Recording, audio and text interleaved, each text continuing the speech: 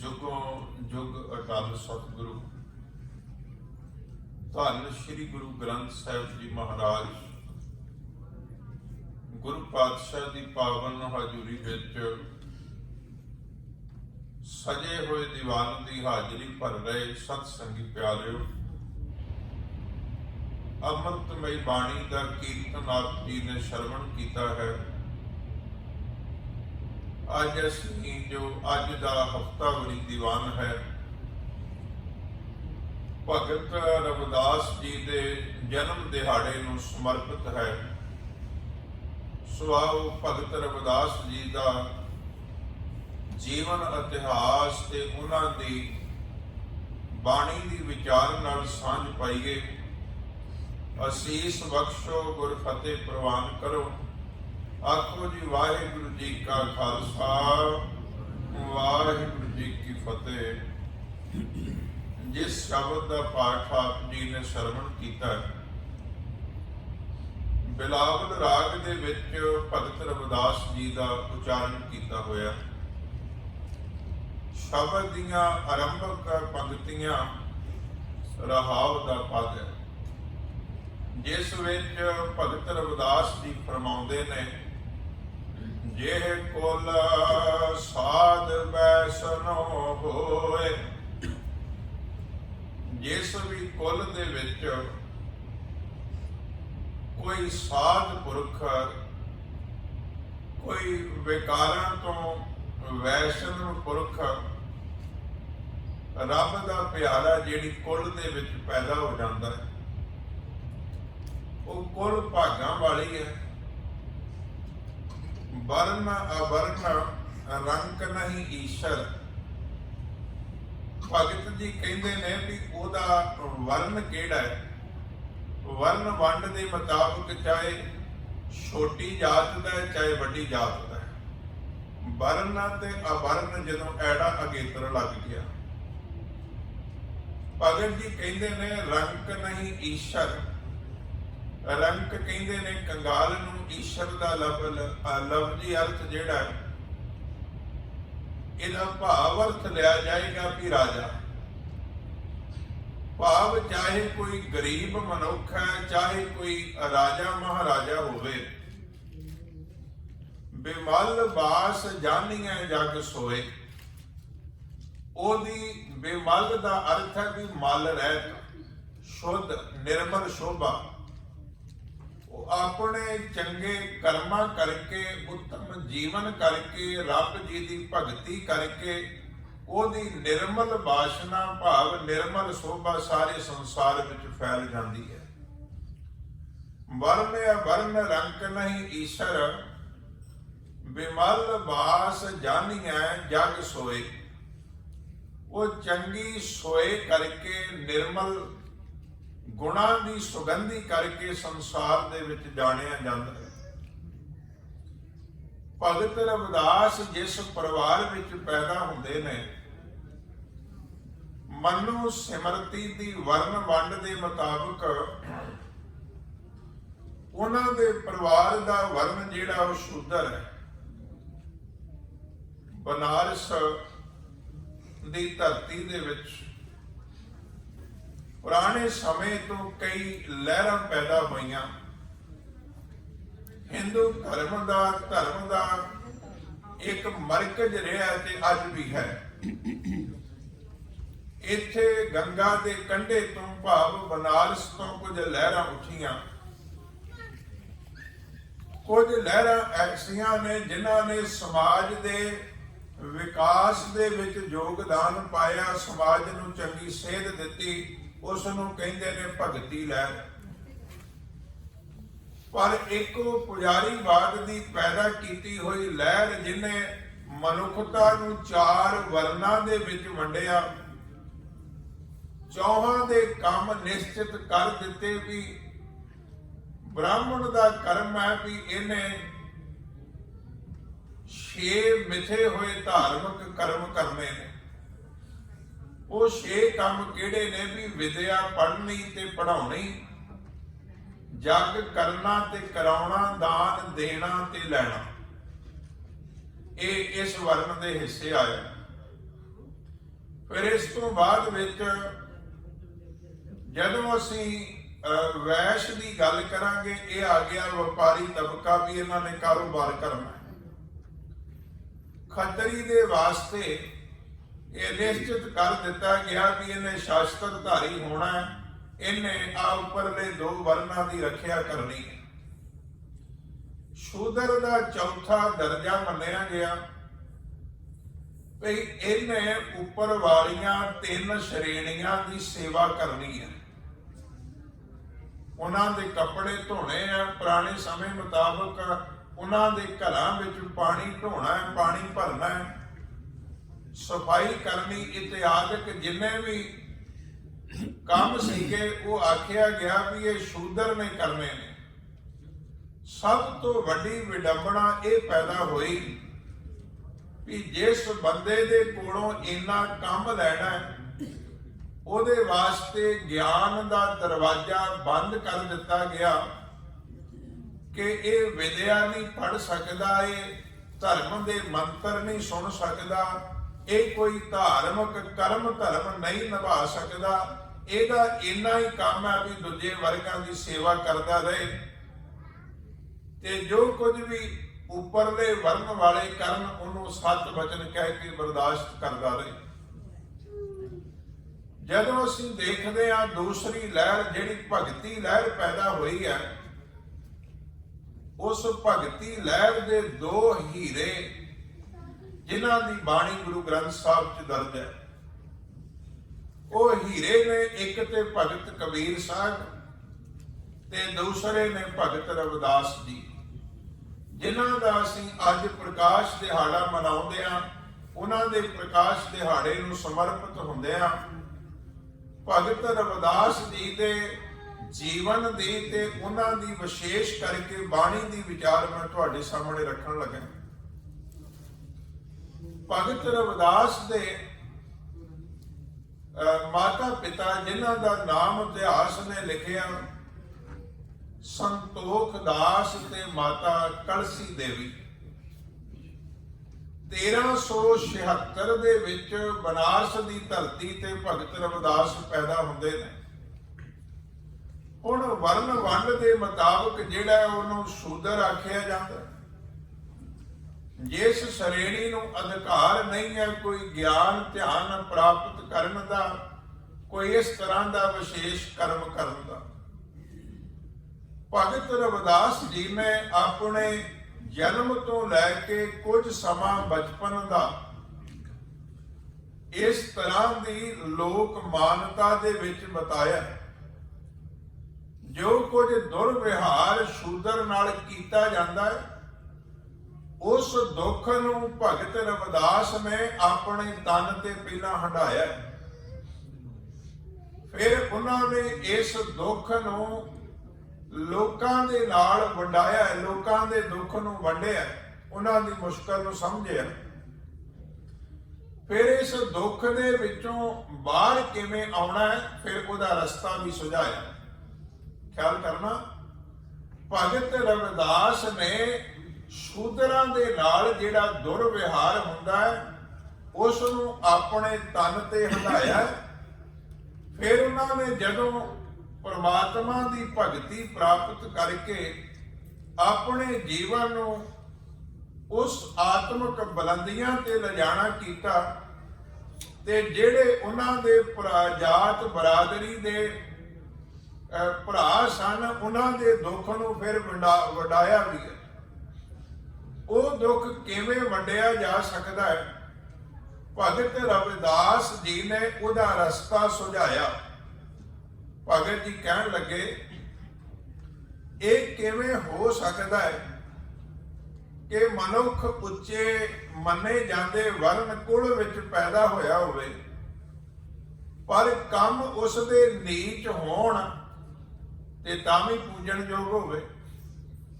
जे कोई वर्ण वंड के मुताबक शूदर के घर विच पैदा होया है, ये किवें हो सकता भी वो उत्तम दर्जे का महान पुरुष होवे ते ओहदा कोई मानता नहीं ना होवे।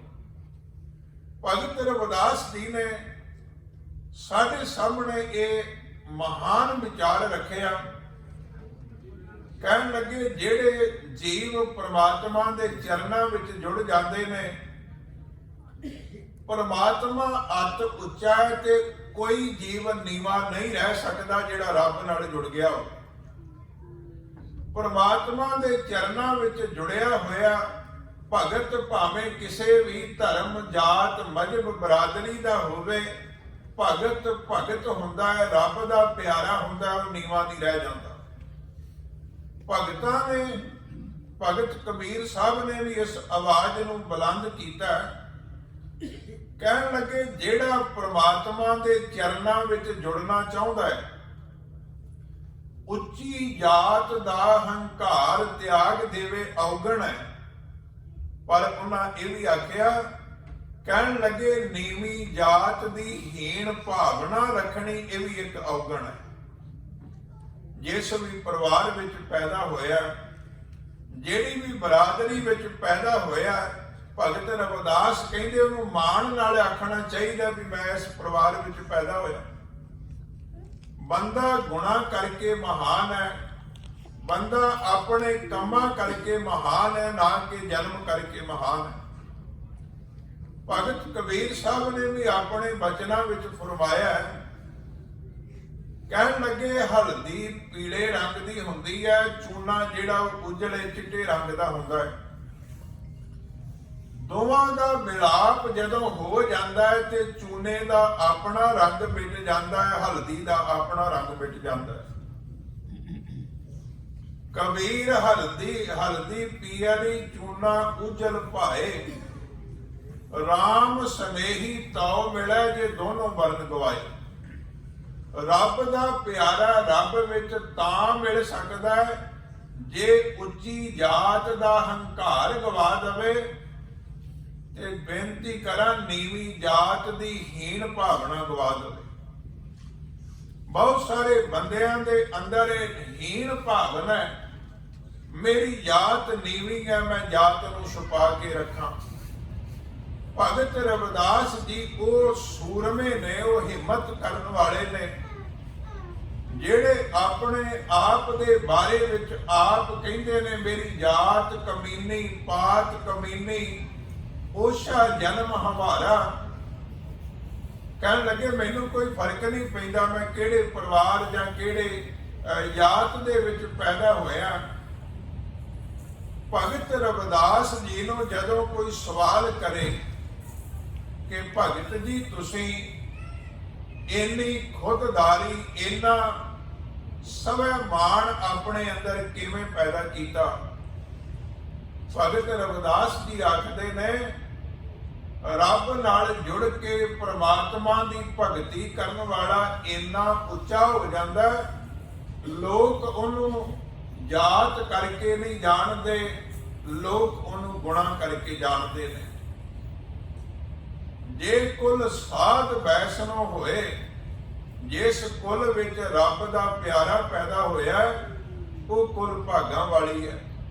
ਭਗਤ ਕਬੀਰ ਸਾਹਿਬ ਨੇ ਵੀ ਜ਼ਿਕਰ ਕੀਤਾ, ਕਹਿਣ ਲੱਗੇ ਕਿ ਜਿਸ ਕੁਲ ਵਿੱਚ ਰੱਬ ਦੇ ਪਿਆਰੇ ਦਾ ਜਨਮ ਹੁੰਦਾ ਹੈ, ਕਬੀਰ ਸੋਈ ਕੁਲ ਭਲੀ, ਜਾ ਕੁਲ ਹਰਿ ਕੋ ਦਾਸ। ਕਹਿਣ ਲੱਗੇ ਵੀ ਜਿਹੜੀ ਕੁਲ ਵਿੱਚ ਰੱਬ ਦਾ ਪਿਆਰਾ ਪੈਦਾ ਹੋ ਜਾਵੇ ਉਹ ਕੁਲ ਭਾਗਾਂ ਵਾਲੀ ਹੈ, ਤੇ ਜੇ ਕੁਲ ਰੱਬ ਦਾ ਪਿਆਰਾ ਜਿਹੜੀ ਕੁਲ ਵਿੱਚ ਨਹੀਂ ਪੈਦਾ ਹੋਇਆ, ਕਹਿਣ ਲੱਗੇ ਉਹ ਕੁਲ ਜਿਹੜੀ ਹੈ ਕਿਸੇ ਕੰਮ ਦੀ ਨਹੀਂ। ਕਬੀਰ ਸੋਈ ਕੁਲ ਭਲੀ, ਜਾ ਕੁਲ ਹਰਿ ਕੋ ਦਾਸ। ਕਹਿਣ ਲੱਗੇ ਜਿਹੜੀ ਕੁਲ ਵਿੱਚ ਰੱਬ ਜੀ ਦਾ ਦਾਸ ਪੈਦਾ ਹੋ ਜਾਂਦਾ ਹੈ। ਤੇ ਇਸੇ ਤਰ੍ਹਾਂ ਰਵਿਦਾਸ ਜੀ ਆਖਦੇ ਨੇ ਵਰਨ ਅਵਰਨ ਰੰਕ ਨਹੀਂ ਈਸ਼ਰ। ਉਹਦਾ ਵਰਨ ਤੇ ਅਵਰਨ, ਉੱਚੀ ਜਾਤ ਤੇ ਨੀਵੀਂ ਜਾਤ, ਰੰਕ ਨਹੀਂ ਈਸ਼ਰ। ਕੰਗਾਲ ਤੇ ਧਨੀ ਬੰਦਾ ਉਹਦੀ ਵਿਚਾਰ ਨਹੀਂ ਕੀਤੀ ਜਾਂਦੀ। ਬਿਮਲ ਬਾਸ ਜਾਨੀਐ ਜਗ ਸੋਏ। ਉਹਦੀ ਜਿਹੜੀ ਨਿਰਮਲ ਸ਼ੋਭਾ ਹੈ ਉਹ ਸਾਰੇ ਸੰਸਾਰ ਦੇ ਵਿੱਚ ਪ੍ਰਗਟ ਰੂਪ ਦੇ ਵਿੱਚ ਸਾਹਮਣੇ ਆਉਂਦੀ ਹੈ ਜਦੋਂ ਰੱਬ ਦਾ ਪਿਆਰਾ ਰੱਬ ਦੇ ਚਰਨਾਂ ਵਿੱਚ ਜੁੜਦਾ ਹੈ। ਅਗਲੀਆਂ ਪੰਕਤੀਆਂ ਵਿੱਚ ਭਗਤ ਰਵਿਦਾਸ ਜੀ ਆਖਦੇ ਨੇ, ਬ੍ਰਾਹਮਣ ਵੈਸ ਸੂਦ ਅਰ ਖੱਤਰੀ, ਡੋਮ ਚੰਡਾਲ ਮਲੇਸ਼ ਮਨ ਸੋਏ। ਕਹਿਣ ਲੱਗੇ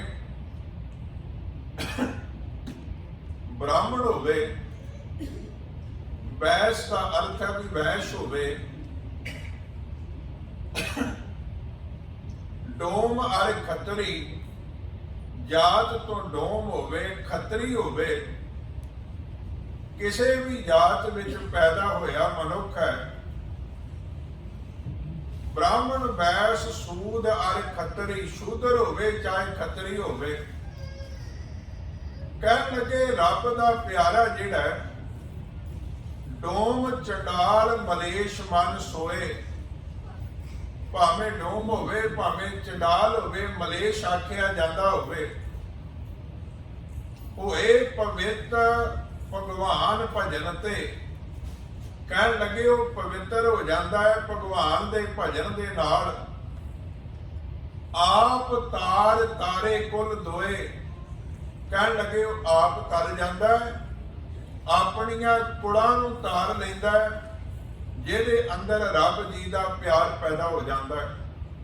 ਜਦੋਂ ਰੱਬ ਦੇ ਪਿਆਰਿਆਂ ਨੂੰ ਇਸ ਤਰ੍ਹਾਂ ਦਾ ਸਵਾਲ ਕੀਤਾ ਗਿਆ, ਭਗਤ ਰਵਿਦਾਸ ਦੀ ਕੁਲ ਕਿਹੜੀ ਹੈ? ਬੇਨਤੀ ਕਰਾਂ, ਭਗਤ ਰਵਿਦਾਸ ਨੇ ਆਪਣੀ ਕੁਲ ਨੂੰ, ਆਪਣੀ ਜਾਤ ਬਰਾਦਰੀ ਨੂੰ ਛੁਪਾਇਆ ਨਹੀਂ। ਉਹਨਾਂ ਬਕਾਇਦਾ ਆਪਣੀ ਬਾਣੀ ਵਿੱਚ ਜ਼ਿਕਰ ਕੀਤਾ। ਕਹਿਣ ਲੱਗੇ ਮੇਰੀ ਜਾਤ ਕੁੱਟ ਵੰਡ ਦਾ, ਢੋਰ ਢਵੰਤਾ ਨਿਤ ਬਨਾਰਸੀ ਆਸ ਪਾਸਾ। ਕਹਿਣ ਲੱਗੇ ਮੇਰੀ ਜਾਤ ਜਿਹੜੀ ਹੈ ਕੁੱਟ ਵੰਡ ਲਾ। ਮੇਰੀ ਜਾਤ ਦੇ ਲੋਕ ਮਰੇ ਪਸ਼ੂ ਢੋਂਦੇ ਨੇ, ਉਹਨਾਂ ਦਾ ਚੰਮ ਕੁੱਟ ਕੇ ਜੋੜੇ ਬਣਾਉਂਦੇ ਨੇ। ਮੇਰੀ ਜਾਤ ਕੁੱਟ ਵੰਡ ਲਾ, ਢੋਰ ਢਵੰਤਾ, ਮਰੇ ਹੋਏ ਢੋਰ ਕਹਿੰਦੇ ਨੇ ਮਰੇ ਹੋਏ ਪਸ਼ੂਆਂ। ਢੋਰ ਢਵੰਤਾ ਨਿਤ ਬਨਾਰਸੀ ਆਸ ਪਾਸਾ। ਇੱਥੇ ਭਗਤ ਰਵਿਦਾਸ ਨੇ ਦੋ ਗੱਲਾਂ ਬੜੀਆਂ ਸਪਸ਼ਟ ਕਰ ਦਿੱਤੀਆਂ। ਇੱਕ ਤੇ ਉਹਨਾਂ ਦਾ ਜਿਹੜਾ ਜਨਮ ਹੈ ਉਹ ਬਨਾਰਸ ਦਾ, ਬਨਾਰਸ ਦੇ ਨੇੜੇ ਦਾ ਹੈ। ਦੂਸਰਾ ਉਹਨਾਂ ਨੇ ਆਖਿਆ ਵੀ ਮੇਰੀ ਕੁਲ ਦੇ ਲੋਕ ਜਿਹੜੇ ਨੇ ਉਹ ਮਰੇ ਹੋਏ ਪਸ਼ੂਆਂ ਨੂੰ ਢੋਂਦੇ ਨੇ, ਉਹਨਾਂ ਦਾ ਚਮੜਾ ਲਾਉਂਦੇ ਨੇ, ਜੋੜੇ ਬਣਾਉਂਦੇ ਨੇ। ਮੈਂ ਚਮਾਰ ਜਾਤੀ ਦੇ ਨਾਲ ਸੰਬੰਧ ਰੱਖਦਾ। ਬੜਾ ਸਪਸ਼ਟ ਆਖਿਆ। ਤੇ ਕਹਿਣ ਲੱਗੇ ਵੀ ਰੱਬ ਜੀ ਦੇ ਚਰਨਾਂ ਵਿੱਚ ਜੁੜਨ ਦਾ ਇਹ ਭਾਵ ਹੈ ਕਿ ਮਨੁੱਖ ਕਿਸ ਜਾਤ ਦਾ ਵੀ ਹੋਵੇ, ਰੱਬ ਨਾਲ ਜੁੜ ਕੇ ਉੱਚਾ ਹੋ ਜਾਂਦਾ। ਉਹਨਾਂ ਕੁਝ ਉਦਾਹਰਨਾਂ ਦਿੱਤੀਆਂ। ਉਹਨਾਂ ਆਪਣੀ ਬਰਾਦਰੀ ਦੇ ਲੋਕਾਂ ਦਾ ਮਨੋਬਲ ਉੱਚਾ ਕਰਨ ਵਾਸਤੇ ਕੁਝ ਉਦਾਹਰਨਾਂ ਰਾਹੀਂ ਸਮਝਾਇਆ ਕਿ ਮਨੁੱਖ ਕਰਮ ਕਰਕੇ ਮਹਾਨ ਹੁੰਦਾ ਹੈ, ਨਾ ਕਿ ਜਨਮ ਕਰਕੇ ਮਹਾਨ ਹੁੰਦਾ ਹੈ। ਕਹਿਣ ਲੱਗੇ ਕਿ ਜਿਹੜੀ ਮੇਰੀ ਕੁਲ ਦੇ ਲੋਕ ਨੇ ਉਹ ਅਜੇ ਵੀ ਢੋਰ ਮਰੇ ਹੋਏ ਪਸ਼ੂ ਢੋਂਦੇ ਨੇ। ਉਹ ਸਾਰਾ ਕੰਮ ਜਿਹੜਾ ਉਹ ਕਰਦੇ ਨੇ। ਮੇਰੀ ਜਾਤ ਕੁੱਟ ਵੰਡ ਲਾ, ਢੋਰ ਢਵੰਤਾ ਨਿਤ ਬਨਾਰਸੀ ਆਸ ਪਾਸਾ। ਤੇ ਵਿਪਰ ਪ੍ਰਧਾਨ ਤੇ ਕਰੇ ਡੰਡਾਉਤ, ਤੇਰੇ ਜਨ ਸ਼ਰਨਾਏ ਰਵਿਦਾਸ ਦਾਸ ਦਾਸਾ। ਕਹਿਣ ਲੱਗੇ ਹੁਣ ਵਿਪਰਾਂ ਦਾ ਪ੍ਰਧਾਨ ਜਿਹੜਾ ਪੰਡਤ ਹੈ, ਜਿਹੜਾ ਪੁਜਾਰੀ, ਉਹ ਵੀ ਮੈਨੂੰ ਨਮਸਕਾਰ ਕਰਦਾ ਹੈ, ਕਿਉਂਕਿ ਮੇਰੇ ਹਿਰਦੇ ਵਿੱਚ ਰਾਮ ਜੀ ਅਕਾਲ ਪੁਰਖ ਵਸ ਗਿਆ। ਬੰਦਾ ਉੱਚੀ ਜਾਤ ਦਾ ਹੋਵੇ, ਕਰਮ ਨੀਵੇਂ ਹੋਣ। ਬੇਨਤੀ ਕਰਾਂ, ਗੁਰੂ ਨਾਨਕ ਦੀ ਵਿਚਾਰਧਾਰਾ ਵੀ ਇਹ ਹੈ। ਮਨੁੱਖ ਜਨਮ ਕਰਕੇ ਮਹਾਨ ਨਹੀਂ, ਮਨੁੱਖ ਕਰਮ ਕਰਕੇ ਮਹਾਨ ਹੈ। ਮਨੁੱਖ ਚੰਗੇ ਜੀਵਨ ਕਰਕੇ ਮਹਾਨ ਹੈ। ਭਗਤ ਰਵਿਦਾਸ ਜੀ ਆਖਦੇ ਨੇ, ਇੱਕ ਹੋਰ ਸ਼ਬਦ ਹੈ ਉਹਨਾਂ ਦਾ ਜਿਸ ਦੇ ਵਿੱਚ ਉਹਨਾਂ ਨੇ ਜ਼ਿਕਰ ਕੀਤਾ ਹੈ। ਕਹਿਣ ਲੱਗੇ ਖੱਟ ਕਰਮ ਕੁਲ ਸੰਯੁਗਤ ਹਰ ਭਗਤ ਹਿਰਦੈ ਨਾਹੇ। 6 ਕੰਮ ਕਰਨ ਵਾਲਾ ਬ੍ਰਾਹਮਣ ਹੋਵੇ, ਪੁਜਾਰੀ ਦੀ ਗੱਲ ਕਰਦੇ ਨੇ। ਖੱਟ ਕਰਮ ਕੁਲ ਸੰਯੁਗਤ, ਉਹਦੀ ਕੁਲ ਵੀ ਜਿਹੜੀ ਸੰਯੁਗਤ ਉੱਚੀ ਹੋਵੇ, ਬ੍ਰਾਹਮਣਾਂ ਦੇ ਘਰ ਵਿੱਚ ਪੈਦਾ ਹੋਇਆ। ਹਰ ਭਗਤ ਹਿਰਦੈ ਨਾਹੇ, ਪਰ ਉਹਦੇ ਹਿਰਦੇ ਵਿੱਚ ਰੱਬ ਜੀ ਦੀ ਭਗਤੀ ਨਾ ਹੋਵੇ। ਚਰਨਾਰ ਬਿੰਦ ਨਾ ਕਥਾ ਭਾਵੈ, ਸੁਪਚ ਤੁਲ ਸਮਾਨ। ਕਹਿਣ ਲੱਗੇ ਪ੍ਰਮਾਤਮਾ ਜਿਹੜਾ ਚਰਨਾਰ ਬਿੰਦ ਦੋ ਲਫ਼ਜ਼ਾਂ ਦੀ ਸੰਧੀ ਤੋਂ ਬਣਿਆ ਵੀ ਚਰਨ ਤੇ ਅਰਬਿੰਦ, ਪ੍ਰਮਾਤਮਾ ਦੇ ਸੋਹਣੇ ਚਰਨ ਕਮਲਾਂ ਦੀ ਕਥਾ ਜਿਹੜੀ ਹੈ ਉਹਨੂੰ ਚੰਗੀ ਨਾ ਲੱਗੇ, ਭਾਵ ਆਪਣੇ ਜੀਵਨ ਦੇ ਵਿੱਚ ਪ੍ਰਮਾਤਮਾ ਦੀ ਕਥਾ ਕਹਾਣੀ ਛੱਡ ਕੇ ਤੇ ਲੋਕਾਂ ਦੀ ਜਿਹੜੀ ਹੈ ਉਹ ਖੁਸ਼ਾਮਦੀ ਕਰਦਾ ਫਿਰੇ, ਐਸੇ ਉੱਚੀ ਕੁਲ ਵਿੱਚ ਜਨਮ ਲੈਣ ਵਾਲਾ ਵੀ ਨੀਵੇਂ ਕੰਮ ਦੇ ਵਿੱਚ ਪ੍ਰਵਿਰਤ ਹੈ। ਚਰਨਾਰ ਬਿੰਦ ਨਾ ਕਥਾ ਭਾਵੈ, ਸੁਪਚ ਤੁਲ ਸਮਾਨ। ਕਹਿਣ ਲੱਗੇ ਉਹ ਨੀਵੇਂ ਤੋਂ ਨੀਵਾਂ, ਉਹ ਚੰਡਾਲ ਜਾਤੀ ਦਾ ਹੈ, ਭਾਵੇਂ ਉਹਦਾ ਬ੍ਰਾਹਮਣ ਦੇ ਘਰ ਵਿੱਚ ਜਨਮ ਹੋਇਆ ਹੋਵੇ। ਰੇ ਚਿਤ ਚੇਤ ਚੇ ਅਚੇਤ, ਰੇ ਚਿਤ ਚੇਤ ਚੇਤ ਅਚੇਤ, ਕਾਹੇ ਨਾ ਬਾਲਮੀਕੈ ਦੇਖ। ਭਗਤ ਰਵਿਦਾਸ ਕਹਿੰਦੇ ਨੇ, ਇਹ ਚਿੱਤ ਉਸ ਪ੍ਰਮਾਤਮਾ ਨੂੰ ਚੇਤੇ ਕਰ ਜਿਹਨੂੰ ਚੇਤੇ ਕਰਕੇ ਨੀਚ ਤੋਂ ਨੀਚ ਬੰਦੇ ਉੱਚੇ ਹੋ ਜਾਂਦੇ ਨੇ। ਫਿਰ ਉਹਨਾਂ ਇੱਕ ਉਦਾਹਰਣ ਦਿੱਤੀ ਹੈ, ਬਾਲਮੀਕ ਦੀ ਉਦਾਹਰਣ ਦਿੰਦੇ ਨੇ। ਕਹਿਣ ਲੱਗੇ ਕਾਹੇ ਨਾ ਬਾਲਮੀਕੈ ਦੇਖ, ਕਿਉਂ ਬਾਲਮੀਕ ਵੱਲ ਨਹੀਂ ਦੇਖਦਾ?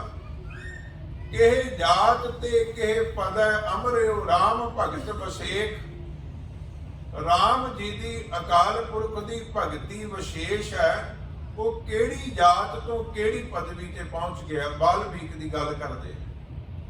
ਬਾਲਮੀਕ ਜਿਹੜਾ ਉਹਦੇ ਬਾਰੇ ਭਗਤ ਰਵਿਦਾਸ ਕਹਿੰਦੇ ਨੇ, ਇਹ ਕੁੱਤਿਆਂ ਦਾ ਵੈਰੀ ਸੀ। ਅਗਲੀ ਪੰਕਤੀ ਦੇ ਵਿੱਚ ਬਕਾਇਦਾ ਜ਼ਿਕਰ ਆਉਂਦਾ ਵੀ ਸਵਾਨ ਸਤਰ, ਜਿਹੜਾ ਸਵਾਨ ਕੁੱਤਾ ਹੈ, ਸਤਰ ਭਾਵ ਉਹਨਾਂ ਦਾ ਵੈਰੀ। ਸਵਾਨ ਸਤਰ ਤੇ ਨੀਵੀਂ ਜਾਤ ਦਾ ਬੰਦਾ ਤੇ ਕ੍ਰਿਸ਼ਨ ਲਾਵੇ ਹੇਤ। ਕਹਿਣ ਲੱਗੇ ਉਹਨੇ ਰੱਬ ਜੀ ਕ੍ਰਿਸ਼ਨ ਜੀ ਦੇ ਨਾਲ ਆਪਣਾ ਚਿੱਤ ਜੋੜ ਲਿਆ। ਲੋਕ ਬਾਪੁਰਾ ਕਿਆ ਸਲਾਹ ਹੈ, ਤੀਨ ਲੋਕ ਪ੍ਰਵੇਸ਼। ਕਹਿਣ ਲੱਗੇ ਵੀ ਲੋਕ ਵਿਚਾਰੇ ਉਹਦੀ ਕੀ ਸਲਾਹ ਸਿਫਤ ਕਰਨਗੇ, ਉਹ ਜੇ ਤਿੰਨਾਂ ਲੋਕਾਂ ਵਿੱਚ ਪ੍ਰਵੇਸ਼ ਕਰ ਗਿਆ, ਇਹਦੀ ਸ਼ੋਭਾ ਉੱਚੀ ਹੋ। ਚੰਡਾਲ ਲਫ਼ਜ਼ ਜਿਹੜਾ ਮੈਂ ਬੇਨਤੀ ਕਰਾਂ, ਉਸ ਜਾਤੀ ਦੇ ਪ੍ਰਤੀ ਵਰਤਿਆ ਜਾਂਦਾ ਹੈ ਜਿਹੜੇ ਬੰਦੇ ਕੁੱਤਿਆਂ ਆਦਿਕ ਨੂੰ ਮਾਰ ਕੇ ਉਹਨਾਂ ਦਾ ਮਾਸ ਵੀ ਰਿੰਨ ਕੇ ਖਾ ਜਾਂਦੇ ਨੇ। ਹੁਣ ਤੇ ਕੋਈ ਗੱਲਬਾਤ ਹੀ ਨਹੀਂ ਰਹੀ, ਪਤਾ ਨਹੀਂ ਕਿਹੜੇ ਕਿਹੜੇ ਖਾਈ ਜਾਂਦੇ ਨੇ। ਅੱਜ ਕੱਲ੍ਹ ਤੇ ਹਿਸਾਬਤਾ ਵੀ ਹੋਰ ਹੋ ਗਿਆ। ਇੱਕ ਸਮਾਂ ਸੀ ਜਦੋਂ ਉਹਨਾਂ ਬੰਦਿਆਂ ਨੂੰ ਚੰਡਾਲ ਆਖਿਆ ਜਾਂਦਾ ਸੀ ਜਿਹੜੇ ਕੁੱਤੇ ਆਦਿਕ ਦਾ ਮਾਸ ਖਾਂਦੇ ਸੀ। ਜਦੋਂ ਸਵਾਨ ਸਤਰ ਅਜਾਤ ਬੰਦਾ, ਨੀਵੀਂ ਜਾਤ ਦਾ ਬੰਦਾ ਬਾਲਮੀਕ ਦੀ ਗੱਲ ਕਰਦੇ ਨੇ। ਕਹਿਣ ਲੱਗੇ ਵੀ ਕ੍ਰਿਸ਼ਨ ਲਾਵੇ ਹੇਤ, ਰੱਬ ਜੀ ਦੇ ਚਰਨਾਂ ਵਿੱਚ ਜੁੜਿਆ। ਰੱਬ ਦੀ ਕਿਰਪਾ ਨਾਲ ਲੋਕ ਬੱਪੜਾ ਕਿਆ ਸਲਾਹੇ, ਤੀਨ ਲੋਕ ਪ੍ਰਵੇਸ਼। ਲੋਕਾਂ ਨੇ ਉਹਦੀ ਸਲਾਹਤਾ ਕੀ ਕਰਨੀ, ਉਹ ਤੇ ਤਿੰਨ ਲੋਕਾਂ ਵਿੱਚ ਪ੍ਰਵੇਸ਼ ਕਰ ਗਿਆ, ਭਾਵ ਉਹਦੀ ਸ਼ੋਭਾ ਸਾਰੇ ਪਾਸੇ ਜਿਹੜੀ ਹੈ ਉਹ ਪ੍ਰਚੰਡ ਰੂਪ ਦੇ ਵਿੱਚ ਪ੍ਰਗਟ ਹੋ ਗਈ। ਫਿਰ ਭਗਤ ਰਵਿਦਾਸ ਜੀ ਨੇ ਨੀਵੀਂ ਜਾਤ ਦੀ ਹੀਣਤਾ ਨੂੰ ਖਤਮ ਕਰਨ ਵਾਸਤੇ ਬਹੁਤ ਪਿਆਰੇ ਬਚਨ ਆਪਣੀ ਬਾਣੀ ਵਿੱਚ ਆਖੇ। ਇਸੇ ਸ਼ਬਦ ਦਾ ਅਗਲਾ ਪਦ ਹੈ, ਭਗਤ ਰਵਿਦਾਸ ਕਹਿੰਦੇ ਨੇ, ਅਜਾਮਲ ਪਿੰਗਲ ਲੁਗਤ ਕੁੰਚਰ ਗਏ ਹਰਿ ਕੇ ਪਾਸ। ਅਜਾਮਲ ਕਨੌਜ ਦਾ ਬ੍ਰਾਹਮਣ ਸੀਗਾ, ਵੇਸ਼ਵਾ ਗਾਮੀ ਹੋ ਗਿਆ। ਇੱਕ ਵੇਸ਼ਵਾ ਤੋਂ 10 ਪੁੱਤਰਾਂ ਦਾ ਜਨਮ ਹੋਇਆ। ਹੈ ਵਿਦਵਾਨ ਸੀ, ਪਰ ਜਦੋਂ ਨੀਚ ਕਰਮਾਂ ਵਿੱਚ ਪ੍ਰਵਿਰਤ ਹੋ ਗਿਆ,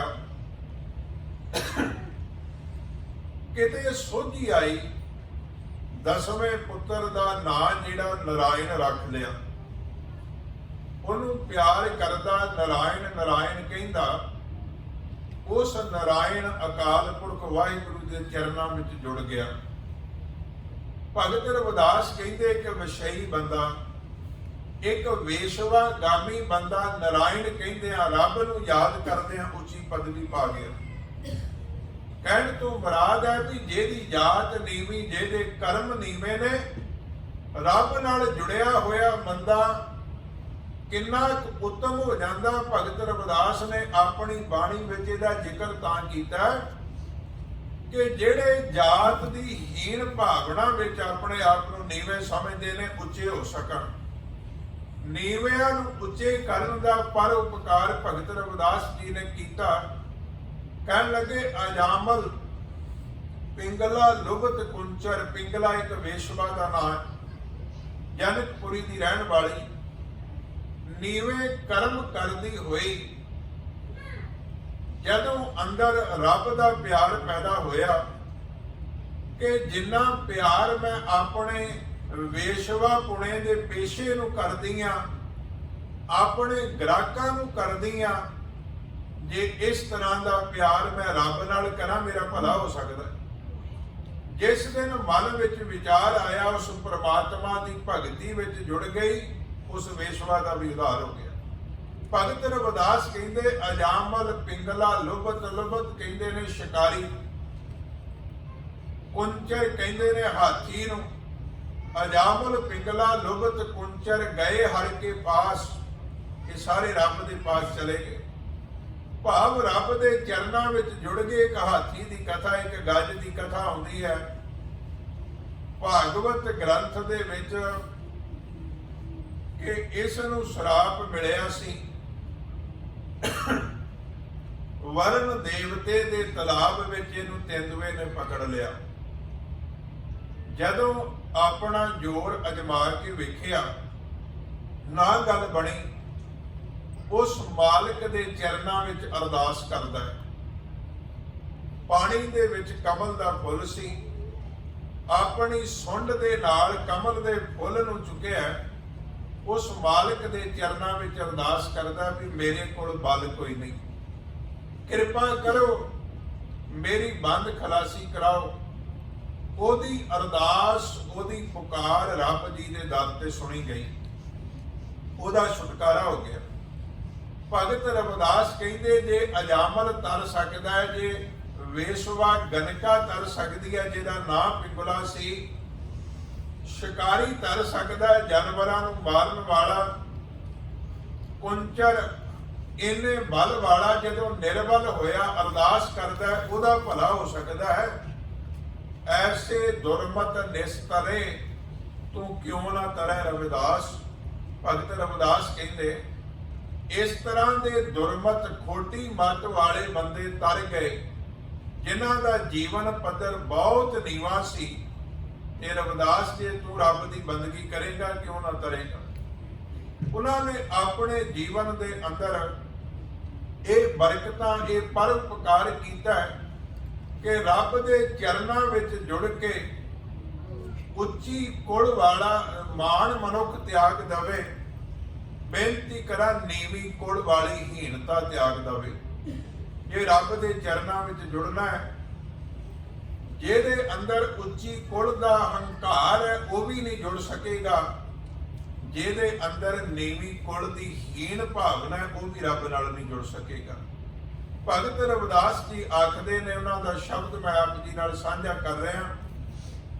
ਕਹਿਣ ਲੱਗੇ ਹੋਏ ਪਾਵਨ ਉਹ ਪਵਿੱਤ ਹੋ ਜਾਂਦੇ ਨੇ ਭਗਵੰਤ ਭਜਨ ਤੇ, ਆਪ ਤਰੇ ਤਾਰੇ ਕੁਲ ਦੋਏ। ਆਪ ਤਰ ਜਾਂਦੇ ਨੇ, ਆਪਣੀਆਂ ਕੁਲਾਂ ਨੂੰ ਤਾਰ ਲੈਂਦੇ ਨੇ। ਫਿਰ ਧਨ ਸੋ ਗਾਉ ਧਨ ਸੋ ਠਾਉ, ਧਨ ਪੁਨੀਤ ਕੁਟੰਬ ਤੇ ਲੋਏ। ਕਹਿਣ ਲੱਗੇ ਉਹ ਗਾਉ ਹਿੰਦੀ ਦਾ ਲਫ਼ਜ਼ ਆਪਾਂ ਪੰਜਾਬੀ ਚ ਪਿੰਡ ਕਹਿੰਦੇ। ਧਨ ਸੋ ਗਾਉ ਧਨ ਸੋ ਠਾਉ, ਉਹ ਥਾਂ ਧਨ। ਫਿਰ ਧਨ ਪੁਨੀਤ ਕੁਟੰਬ ਤੇ ਲੋਏ। ਉਹ ਕੁਟੰਬ, ਉਹ ਪਰਿਵਾਰ, ਉਹ ਕੁਲ ਜਿਹੜੀ ਉਹ ਧਨਤਾ ਦੇ ਯੋਗ, ਜਿਹਦੇ ਵਿੱਚ ਰੱਬ ਦਾ ਪਿਆਰਾ ਪੈਦਾ ਹੋਇਆ ਤੇ ਉਹਨੇ ਰੱਬ ਨੂੰ ਪ੍ਰਾਪਤ ਕੀਤਾ। ਜਿਨ ਪੀਆ ਸਾਰ ਰਸ, ਕਿਉਂ ਪਿੰਡ ਧਨ ਹੋ ਗਿਆ, ਕਿਉਂ ਥਾਂ ਭਾਗਾਂ ਵਾਲੀ। ਉਹ ਕੁਟੰਬ ਜਿਹੜਾ ਕਿਉਂ ਪਵਿੱਤ ਹੋ ਗਿਆ। ਕਹਿਣ ਲੱਗੇ ਜਿਨ ਪੀਆ ਸਾਰ ਰਸ, ਤਜੇ ਆਨ ਰਸ, ਹੋਏ ਰਸ ਵਗਨ ਡਾਰੇ ਵਿਖ ਦੋਏ।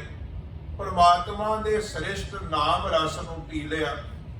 ਹੋਰ ਦੂਜੇ ਰਸਾਂ ਨੂੰ ਤਿਆਗ ਦਿੱਤਾ, ਨਾਮ ਰਸ ਵਿੱਚ ਮਗਨ ਹੋ ਗਿਆ ਤੇ ਤਾਰੇ ਵੇਖ ਦੋਏ। ਹੋਰ ਜਿਹੜੀ ਵਿਕਾਰਾਂ ਦੀ ਜ਼ਹਿਰ ਹੈ ਉਹਨੂੰ ਤਿਆਗ ਦਿੱਤਾ, ਰੱਬ ਦਾ ਪਿਆਰਾ ਰੱਬ ਦੇ ਚਰਨਾਂ ਵਿੱਚ ਪ੍ਰਵਾਨ ਹੋ ਗਿਆ। ਆਖਰੀ ਪੰਕਤੀਆਂ ਸ਼ਬਦ ਦੀਆਂ ਭਗਤ ਰਵਿਦਾਸ ਜੀ ਫਰਮਾਉਂਦੇ ਨੇ, ਪੰਡਤ ਸੂਰ ਛਤਰਪਤ ਰਾਜਾ, ਭਗਤ ਬਰਾਬਰ ਔਰ ਨਾ ਕੋਏ। ਕਹਿਣ ਲੱਗੇ ਭਾਵੇਂ ਵਿਦਵਾਨ ਪੰਡਤ ਹੋਵੇ, ਭਾਵੇਂ ਸੂਰਮਾ ਹੋਵੇ, ਭਾਵੇਂ ਛਤਰਪਤੀ ਰਾਜਾ ਹੋਵੇ, ਭਗਤ ਬਰਾਬਰ ਔਰ ਨਾ ਕੋਏ। ਭਗਤ ਦੇ ਬਰਾਬਰ ਕੋਈ ਰਾਜਾ ਨਹੀਂ ਹੋ ਸਕਦਾ, ਭਗਤ ਦੇ ਬਰਾਬਰ ਕੋਈ ਪੰਡਤ ਨਹੀਂ ਹੋ ਸਕਦਾ, ਰੱਬ ਦੇ ਭਗਤ ਦੇ ਬਰਾਬਰ ਕੋਈ ਸੂਰਮਾ ਨਹੀਂ ਹੋ ਸਕਦਾ ਜਿਹੜਾ ਸੱਚੇ ਅਰਥਾਂ ਵਿੱਚ ਭਗਤ ਹੋਵੇ। ਮੈਂ ਇਹ ਬੇਨਤੀ ਕਰਾਂ, ਕਿਉਂਕਿ ਭਗਤ ਨਾਮ ਰਖਾ ਲਵੇ ਕੋਈ ਉਹਦੇ ਨਾਲ ਭਗਤ ਨਹੀਂ ਹੋ ਜਾਂਦਾ। ਜਿੰਨਾ ਚਿਰ ਕੋਈ ਭਗਤੀ ਵਿੱਚ ਨਹੀਂ ਜੁੜਦਾ, ਗੁਣ ਧਾਰਨ ਨਹੀਂ ਕਰਦਾ, ਵਿਣ ਗੁਣ ਕੀਤੇ ਭਗਤ ਨਾ ਹੋਏ। ਪਰ ਗੁਣ ਧਾਰਨ ਕੀਤਿਆਂ ਤੋਂ ਬਿਨਾ ਕੋਈ ਮਨੁੱਖ ਭਗਤੀ ਦੇ ਵਿੱਚ ਜੁੜ ਨਹੀਂ ਸਕਦਾ। ਬੇਨਤੀ ਕਰਾਂ, ਜਦੋਂ ਅਸੀਂ ਭਗਤ ਲਫ਼ਜ਼ ਨੂੰ ਦੇਖਦੇ ਹਾਂ, ਭਾਵੇਂ ਕਿ ਇਹਦੇ ਹੋਰ ਬਹੁਤ ਸਾਰੇ ਅਰਥ ਕੀਤੇ ਗਏ, ਪਰ ਇੱਕ ਵਿਦਵਾਨ ਨੇ ਅਰਥ ਕੀਤੇ ਭਗਤ ਲਫ਼ਜ਼ ਦੇ, ਉਸ ਨੇ ਇਸ ਦਾ ਅੱਖਰੀ ਵਿਚੇਚਨ ਕੀਤਾ। ਅੱਖਰੀ ਵਿਚੇਚਨ ਇਹ ਹੁੰਦਾ ਹੈ ਕਿ ਇੱਕ ਇੱਕ ਲਫ਼ਜ਼ ਨੂੰ ਲੈ ਕੇ ਉਹਦਾ ਭਾਵ ਪ੍ਰਗਟ ਕਰਨਾ। ਭਗਤ ਲਫ਼ਜ਼ ਦੇ 3 ਸ਼ਬਦ ਨੇ, 3 ਅੱਖਰ ਨੇ, ਭੱਬਾ, ਗੱਗਾ ਤੇ ਤੱਤਾ।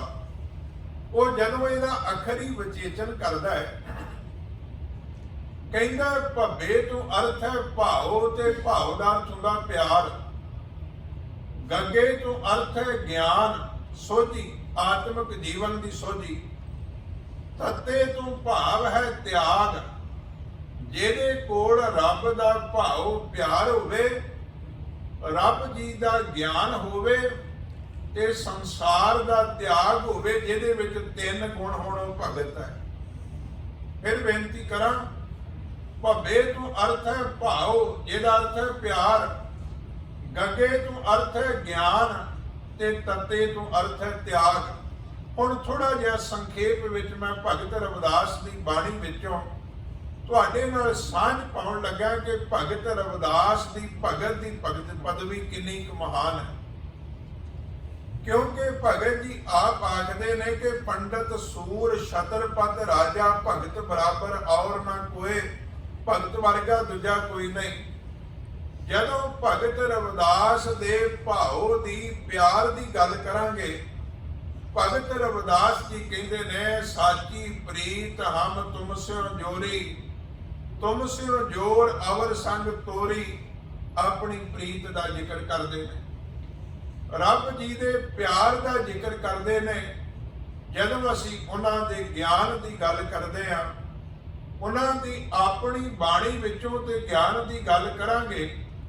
ਬੇਨਤੀ ਕਰਾਂ, ਭਗਤ ਕਬੀਰ ਸਾਹਿਬ ਨੇ ਵੀ ਰਵਿਦਾਸ ਦੇ ਗਿਆਨ ਦੀ ਉਦਾਹਰਣ ਦਿੱਤੀ ਹੈ।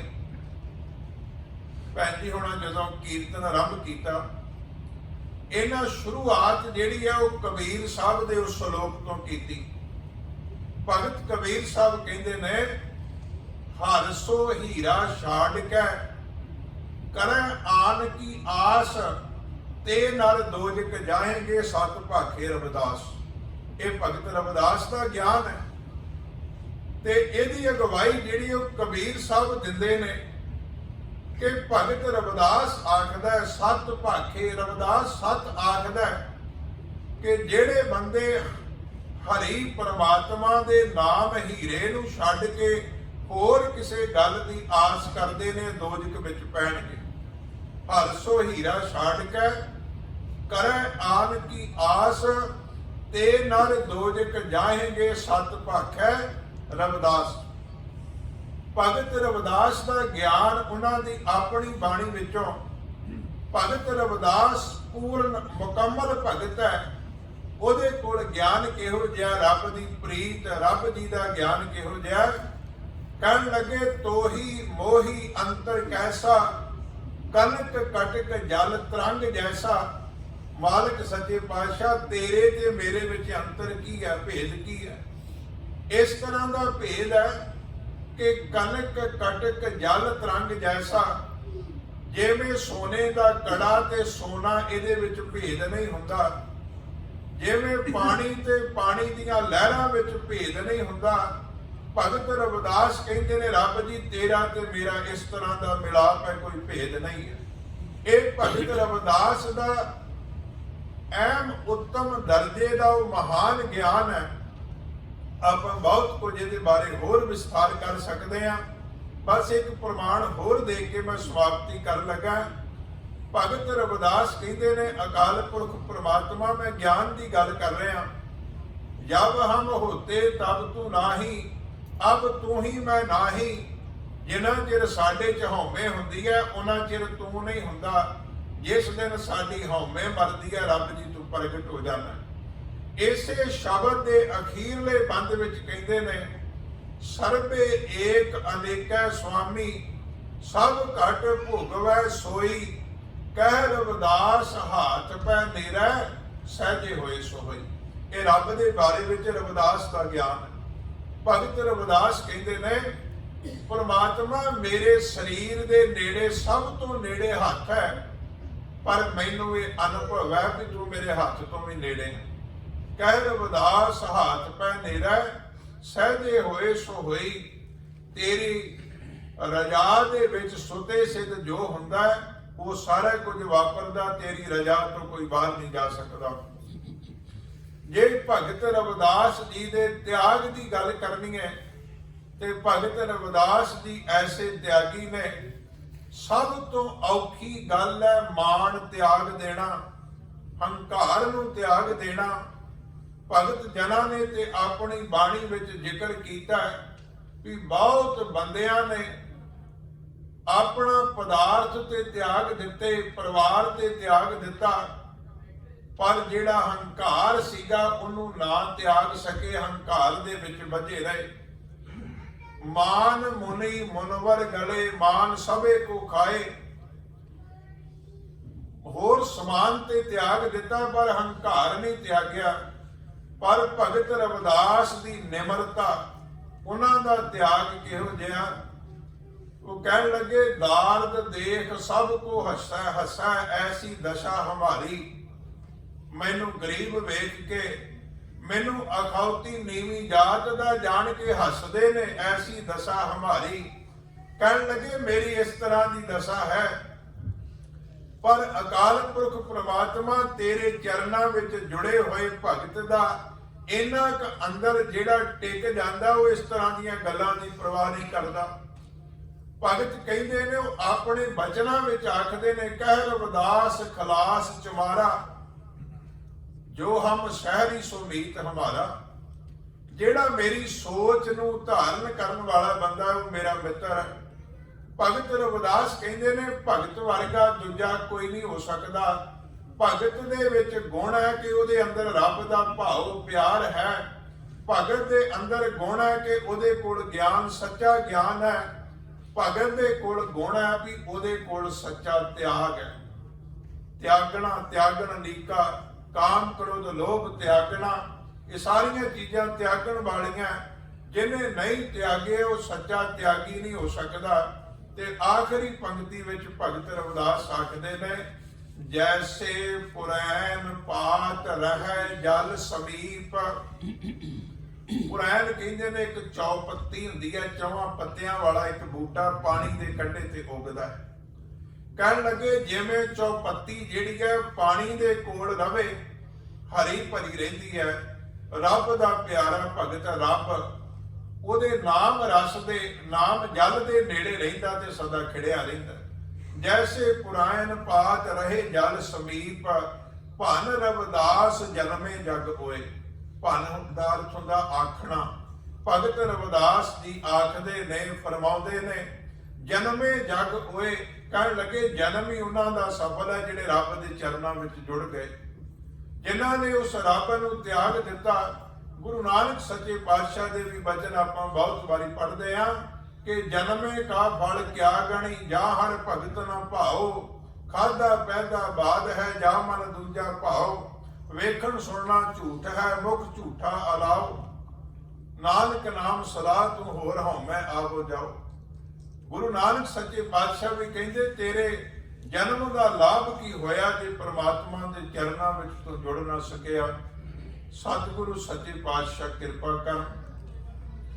ਭਗਤ ਰਵਿਦਾਸ ਉਹ ਕ੍ਰਾਂਤੀਕਾਰੀ, ਉਹ ਮਹਾਨ ਸੂਰਮਾ ਭਗਤ ਹੈ, ਜਿਸ ਥਾਂ ਤੇ ਜਨਮ ਲਿਆ, ਜਿੱਥੇ ਉਹਨਾਂ ਨੇ ਇਸ ਗਿਆਨ ਨੂੰ ਵੰਡਿਆ।